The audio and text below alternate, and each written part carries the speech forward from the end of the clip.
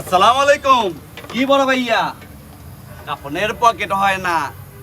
তুমি যতই সম্পদ, যতই ধন দৌলত, যতই কিছু কামাও, কিচ্ছু হবে না। কাফনে কিন্তু পকেট হয় না। এই দেখো মাথার খুলিটা হাড্ডিতে খায়, এই হাড্ডি গুলা মাটিতে খায় চুর চুর বিড়াল আছে।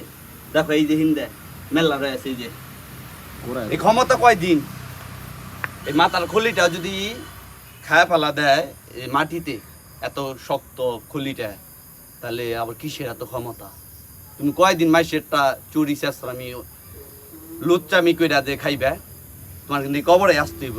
এই কবরে যে মাটির যে চাপটা, তুমি তো দিনে তো পরে তুমি দেখতেছো যে কবরের যে ভয়ানক একটা চাপ দেয়, এই চাপটাই তুমি দুনিয়ার ভিতরে সহ্য করা পারবা না। নামলে পরে ছটকেটা ভাইঙ্গা যায় গা, এ মাটি বইলা গেতাছে গা, বুঝছো না? তোমার এই কবস্থানে আসতে হবে। তুমি যতই টাকা পয়সা কামাও, যতই কিছুই করো, কোনো কিচ্ছু লাভ না। তুমি অন্যের হক নষ্ট করে তুমি টাকা পয়সা কামাইবে, ওই টাকার কোনো মূল্য থাকবে না।